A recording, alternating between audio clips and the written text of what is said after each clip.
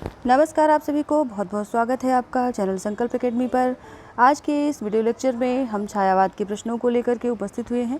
इसके पहले के 120 प्रश्न छायावाद से संबंधित पिछली वीडियोज में दिए जा चुके हैं, जिनके लिंक आपको डिस्क्रिप्शन में मिल जाएंगे। टेलीग्राम ग्रुप का भी लिंक आपको डिस्क्रिप्शन में मिल जाएगा। अगर ज्वाइन होना चाहते हैं, इस तरह के क्वेश्चन की रेगुलर वीडियो पाना चाहते हैं, अगर नोटिफिकेशन आपके पास नहीं आता है तो टेलीग्राम से ज़रूर ज्वाइन हो। साथ में जो लोग नए जुड़े हैं उनसे रिक्वेस्ट है कि सब्सक्राइब ज़रूर करें। चलिए हम शुरू करते हैं आज के हमारे पहले प्रश्न को, जो कि है 121 नंबर का, और ये आज का हमारा पहला प्रश्न है। तोड़ दो यह क्षितिज मैं भी देख लूँ उस ओर क्या है, पंक्ति किसकी है? तोड़ दो यह क्षितिज मैं भी देख लूँ उस ओर क्या है, ये पंक्ति किसकी है? तो ये पंक्ति है डी ऑप्शन महादेवी वर्मा की। अगला प्रश्न है, निम्नलिखित में कौन सी पंक्ति महादेवी की नहीं है? इनमें से कौन सी पंक्ति महादेवी की नहीं है? तो ये जो पंक्तियां हैं सभी को हम देख लेते हैं। सांसों की समाधि सा जीवन, पंथ रहने दो अपरिचित, प्राण रहने दो अकेला, द्रुत झरो जगत के जीर्ण पत्र, रंग में है देवदूरी, छू तुम्हें रह जाएगी चित्र में क्रीड़ा अधूरी। तो इन सभी पंक्तियों को देख लिया होगा आपने। इनमें से जो महादेवी जी की नहीं है उस पंक्ति को लेना है, तो वो ऑप्शन सही है सी, द्रुत झरो जगत के जीर्ण पत्र। ये पंक्ति महादेवी की न होकर के बल्कि सुमित्रा नंदन पंत जी की कविता है। अगला प्रश्न है, महादेवी जी किस दर्शन से प्रभावित थी? आप जानते हैं छायावाद के जितने भी कवि हैं वो सब किसी न किसी दर्शन से प्रभावित रहे हैं। तो महादेवी जी किस दर्शन से प्रभावित रहीं, ये प्रश्न पूछा जा रहा है। तो इसका जो सही उत्तर है वो है बौद्ध दर्शन। सी ऑप्शन यहाँ पर सही होगा, बौद्ध दर्शन से प्रभावित रही हैं। अगला प्रश्न है, अपनी वेदना को मधुमेह पीड़ा किस कवित्री ने कहा है? मधुमेह पीड़ा अपनी वेदना को, तो ये कहा है बी ऑप्शन महादेवी वर्मा ने। अगला प्रश्न है, सप्तपर्णा किसकी कृति है? तो ये क्योंकि सारे क्वेश्चन महादेवी वर्मा से संबंधित लिए जा रहे हैं, तो इसका जो सही ऑप्शन है वो है सी महादेवी वर्मा। अगला प्रश्न है, नीरजा काव्य संग्रह पर महादेवी जी को कौन सा पुरस्कार प्राप्त हुआ? तो ये पुरस्कार जो प्राप्त हुआ था नीरजा काव्य संग्रह पर, ये सीताराम सेकसरिया पुरस्कार था, जो किसी ऑप्शन में यहाँ पर दिया गया है। अगला प्रश्न है, महादेवी जी को हिंदी के विशाल हृदय की वीणा पाड़ी किसने कहा है? तो ये कहा है निराला जी ने। ए ऑप्शन यहाँ पर सही होगा, निराला जी ने महादेवी जी को हिंदी के विशाल हृदय की वीणा पाड़ी कहा है। अगला प्रश्न है, यामा कृति पर किस वर्ष भारतीय ज्ञानपीठ पुरस्कार प्रदान किया गया? महादेवी जी को ज्ञानपीठ पुरस्कार से सम्मानित किया जा चुका है। ये इनकी रचना थी यामा संग्रह पर ज्ञानपीठ पुरस्कार इनको प्रदान किया गया 1982 में, यानी कि सी ऑप्शन यहाँ पर सही होगा।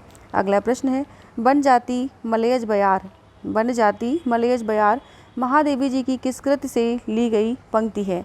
इस कृति को बताना है जिससे ये पंक्ति ली गई है, बन जाती मलयज बयार।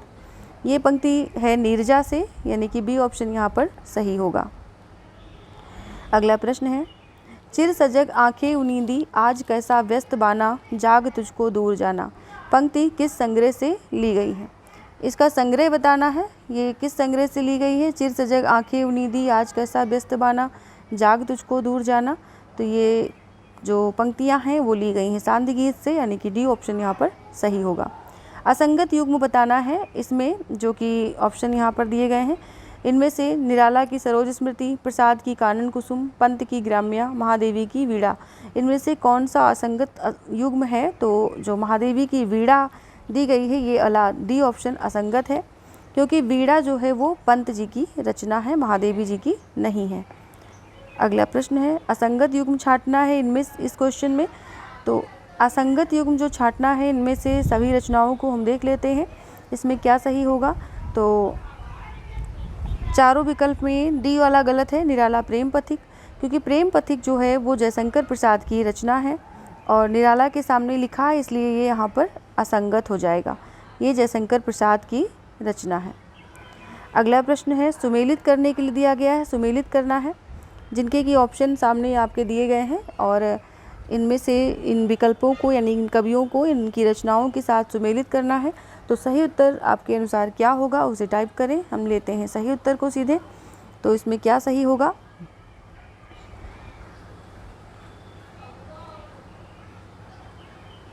सही ऑप्शन यहाँ पर है सी, राम कुमार वर्मा की रचना है चित्ररेखा। उदय शंकर भट्ट की रचना है अमृत और विष। मोहनलाल महतो की रचना है एक तारा, यानी कि एक तारा। और केदारनाथ मिश्र प्रभात की रचना है सेतुबंध। तो इस प्रकार से सी ऑप्शन यहाँ पर सही है। अगला प्रश्न है, किस छायावादी कवि को शुक्ल जी ने सर्वाधिक महत्व दिया है? इसमें से किस छायावादी कवि को शुक्ल जी ने सर्वाधिक महत्व दिया है? इसका सही ऑप्शन है बी, यानी कि पंत जी को सर्वाधिक महत्व शुक्ल जी ने दिया है अपने हिंदी साहित्य के इतिहास में। अगला प्रश्न है, छायावाद स्थूल के प्रति सूक्ष्म का विद्रोह नहीं रहा, वरन ये थोथी नैतिकता, रूढ़िवाद और सामंती साम्राज्यवादी बंधनों के प्रति विद्रोह रहा है। यहाँ पर योथी लिखा है, इसको थोथी पढ़ें।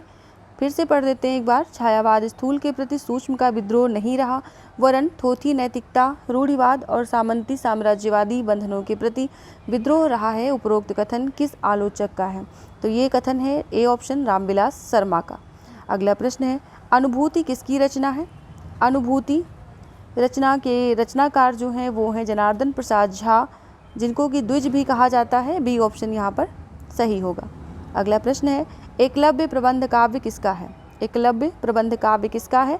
तो ये है राम कुमार वर्मा का, यानी कि बी ऑप्शन यहाँ पर सही हो जाएगा, राम कुमार वर्मा। इसमें से आपको संगत जोड़ा बताना है, संगत जोड़ा नहीं है, यानी कि असंगत जो है उसे बताना है। तो इसका जो सही ऑप्शन है वो हम लेंगे सीधे कामायंती लिखा हुआ है, यहाँ पर कामायनी होना चाहिए। कामायनी जो है वो पंत की रचना नहीं है, बल्कि ये प्रसाद की रचना है, इसलिए ये वाला युग्म जो है वो यहाँ पर संगत नहीं है। अगला प्रश्न है, सुमेलित कीजिए। शोकोच्छ्वास ये रचनाएं दी गई हैं, इनके सामने इनके कवियों को दिया गया है, तो इन्हें सुमेलित करना है। सुमेलित करने के लिए आपको नीचे ऑप्शन दिए गए हैं, अपने ऑप्शन आप यहाँ पर लिख सकते हैं और साथ में हम आपके सही उत्तर को जांच सकते हैं। तो इसमें जो सही ऑप्शन है सीधे उसको लेंगे। तो इसमें जो सही ऑप्शन है वो है डी ऑप्शन 2, 4, 1, 3। शोकोच्छ्वास जो है वो जयशंकर प्रसाद की रचना है। कुकुरमुत्ता निराला की रचना है। स्वर्णधूलि सुमित्रानंदन पंत की रचना है और सांदगीत महादेवी वर्मा की रचना है, इसलिए डी ऑप्शन यहाँ पर सही होगा। अगला प्रश्न है, संगत युग्म नहीं है, इसमें से नहीं वाले को पहचानना है। इसमें से कौन सा युग्म है जो संगत नहीं है? तो इसमें सीधे हम असंगत वाले युग्म पे चलते हैं, जो कि है चना चबैना। चना चबैना जो है वो ईश्वरी प्रसाद शर्मा की रचना है, हरिशंकर शर्मा की नहीं है। ये रचना जो है वो ईश्वरी प्रसाद शर्मा की रचना है। अगला प्रश्न है, संचयिता रचना किसकी है? संचयिता रचना जो है वो है B option RC. Prasad Singh की। अगला प्रश्न है, पिंजरापोल चिड़ियाघर, ये जो गद्य रचनाएं हैं ये किसकी हैं? तो ये हैं हरिशंकर शर्मा की, यानी कि बी ऑप्शन यहाँ पर सही होगा। अगला प्रश्न है, चोच चालीसा पानी पांडे ये रचनाएं किसकी हैं? तो ये रचनाएं हैं कामतानाथ पांडे की, यानी कि बी ऑप्शन यहाँ पर सही होगा। अगला प्रश्न है, सुमेलित नहीं है, इनमें से बताना है सुमेलित नहीं है, यानी सुमेलित इनमें से कौन नहीं है? तो ये सुमेलित नहीं है, इसमें सीधे चुभते चौपदे सी ऑप्शन, यानी कि गुप्त जी की रचना नहीं है, बल्कि ये हरिऔध जी की रचना है। बाकी वीर सतसई वियोगी हरि की है, सुमनांजलि अनूप शर्मा की है, करुण सतसई रामेश्वर करुड़ की है। अगला प्रश्न है, अभिमन्यु वध और बुद्ध चरित रचनाएं किसकी हैं? तो ये रचनाएं हैं रामचंद्र शुक्ल की, यानी कि सी ऑप्शन यहाँ पर सही होगा। अगला प्रश्न है, जयशंकर प्रसाद का जन्म कब हुआ? जयशंकर प्रसाद का जन्म वाला प्रश्न ऊपर छूट गया था, इसलिए उसको नीचे लिया गया है। तो इनका जो जन्म माना जाता है वो माना जाता है 1889 ईस्वी, यानी कि बी ऑप्शन यहाँ पर सही होगा। अगला प्रश्न है, महादेवी वर्मा का जन्म सन बताएं। तो इनका जन्म सन क्या है? इनका जन्म सन है 1907, यानी कि डी ऑप्शन यहाँ पर सही होगा। सुमित्रानंदन पंत का जन्म सन बताना है, इनका जन्म सन है 1900 ईस्वी, यानी कि सन 1900। तो ये ऑप्शन इसमें दिया ही नहीं गया, हम पहले ऑप्शन को मान लेते हैं, यहाँ पर 0 लगा देते हैं, सन 1900। निराला का जन्म कब हुआ? इनका जन्म हुआ है 1897, यानी कि सी ऑप्शन यहाँ पर सही होगा। फिर असंगत का चयन करना है। असंगत का चयन जो है वो इस तरह दी गई हैं। इनमें से असंगत रचना को चयन करना है। तो ये रचना जो कि इसमें से एक कवि की नहीं है, उनके सामने लिखी हुई है, उसे पहचानना है। तो वो रचना है रूपराशि। रूपराशि रचना जो है वो जयशंकर प्रसाद की नहीं है, बल्कि राम कुमार वर्मा की रचना है। इस प्रकार से हमने ये छायावाद के 150 प्रश्नों को कवर किया है और इसके बाद हम शुरू करेंगे छायावादोत्तर युग। छायावादोत्तर युग को नेक्स्ट वीडियो में लेकर के उपस्थित होंगे। अभी हम यहीं तक विराम देते हैं और आप जानते हैं इन सभी छायावाद की जितनी भी वीडियोज़ हैं वो 5 भागों में आप तक पहुंचाई गई हैं और ये सभी हमारे चैनल के डिस्क्रिप्शन में प्लेलिस्ट में आपको मिल जाएंगी, वहाँ से देख सकते हैं।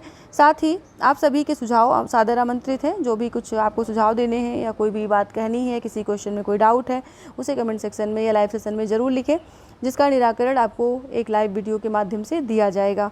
चलिए हम बता दें आपको कि कल जो है शुक्रवार है और परसों शनिवार है। हम जो ये क्लासेस चलाते हैं वो सोमवार से शनिवार को चलाते हैं। तो उम्मीद करती हूँ कि आप लोग जो देख पा रहे हैं, ये सभी क्लासेस जो है आपको रात को 9 बजे जो प्रसारित की जा रही हैं, बहुत अच्छे से आप देख रहे हैं और बाकी लोगों में शेयर भी कर रहे हैं। चलिए आज के लिए इतना ही, मिलते हैं कल की क्लास में रात 9 बजे फिर से आप सभी को नए टॉपिक के साथ। तब तक के लिए विदा चाहती हूँ। धन्यवाद सभी को, बहुत बहुत आभार आप सभी का। गुड नाइट, शुभ रात्रि।